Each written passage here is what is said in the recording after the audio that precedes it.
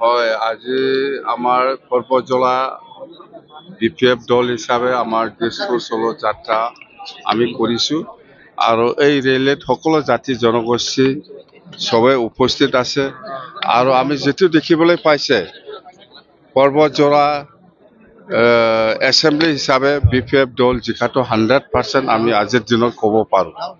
আজিৰ দিনত আমি ক'ব পাৰোঁ আৰু আমি জিকিমে। তো দিছপুৰ চলো যাত্ৰাটো প্ৰথম আমাৰ গোসাইগাঁও জিলা হিচাপে হৈছিল। গোসাইগাঁওটো খুব ভাল আৰু আজি সেকেন্ড পৰ্বতজলা জিলা হিচাপে আমি কৰিছোঁ। এইটো পজিশন খুব ভাল আৰু নেক্সট আমাৰ কোকৰাঝাৰত হ'ব, ইয়াৰ পিছত খাজলগাঁও হ'ব, ইয়াৰ পিছত বিজনী হ'ব, পিছত চালবাৰী, মুছলপুৰ, তামুলপুৰ, ভেৰগাঁও, ওদালগুৰি হিচাপে হ'ব। তো আমাৰ উদ্দেশ্যটো হ'ল BTC উন্নয়ন হ'ব লাগে। BTC সকলো জাতি জনগোষ্ঠীয়ে বিচাৰে শান্তি, একতা আৰু উন্নয়ন। সেইটো উদ্দেশ্য লৈ পেলাই আমি দিছপুৰ চলো যাত্ৰা আমি কৰিছোঁ। দিছপুৰত 15টা সমষ্টি আছে আমাৰ BTC অঞ্চলত। দিছপুৰত 15টা MLA পঠাই দিয়াটো আমাৰ BPF দলৰ দায়িত্ব। আমি NDA অপজিশ্যনত থকা সকলক আমি এটাও জিকাই দিব নোৱাৰে।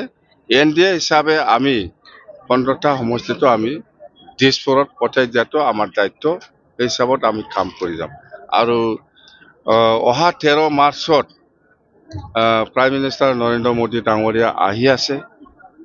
আমাৰ কাৰণে খুব ভাগ্যৱান বুলি আমি ক'ব পাৰোঁ। ভাৰতৰ প্ৰাইম মিনিষ্টাৰ আহা মানে সেইটো ভাল, ভাগ্য ভাল বুলি আমি ক'ব পাৰোঁ BTC বাকী ৰাইজৰ কাৰণে।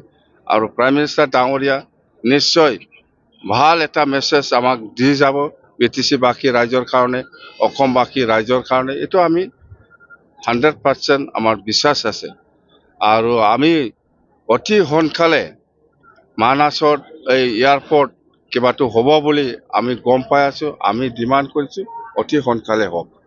মানাছত নতুনকৈ এয়াৰপোৰ্ট হ'ব, মানাস যিটো নেশ্যনেল পাৰ্ক তাতে বাক্সাত।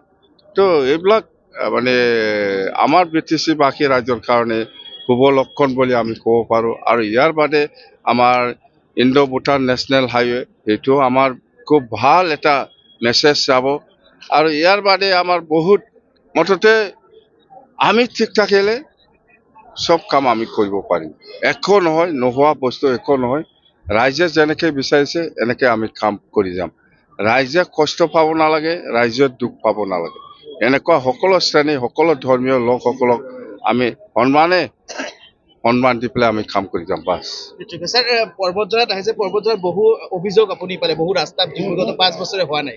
এবাৰ আপুনি নাই একো নহয়।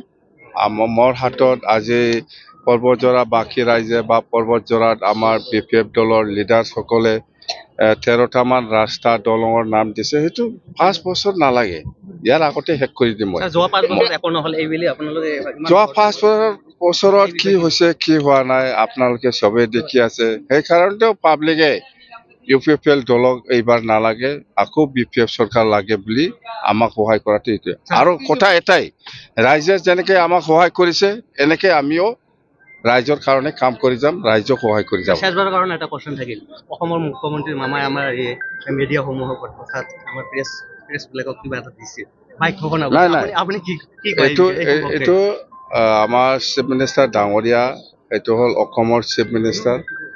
অসমতকৈ বহুত সৰু BTC অসমৰ ভিতৰতে আছে। BTC হ'ল এটা কাউন্সিলে নিজাববীয়া যি কেপাচিটি আছে সেইটোতে আমি কাম কৰোঁ।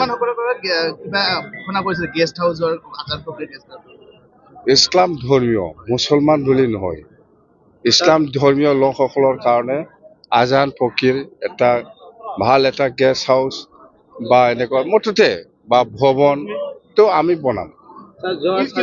অকল মুছলিম নহয়, অকল ইছলাম ধৰ্মীয় নহয়, বাথৌ ধৰ্মৰ কাৰণে আমি দিছোঁ, ব্ৰহ্মৰ কাৰণেও আমি দিম, ইস্কন ধৰ্মীয় লোকসকলৰ কাৰণে আমি দিছোঁ। সব মুঠতে আমাৰ BPF দলৰ নজৰত সব ধৰ্মীয়, সব জাতি জনগোষ্ঠী, সকলো শ্ৰেণীক আমি সমানে সন্মান দি পেলাই আমি কাম কৰি যাব। UPPL আমাৰ কাৰণে ফেক্টৰ নহয়।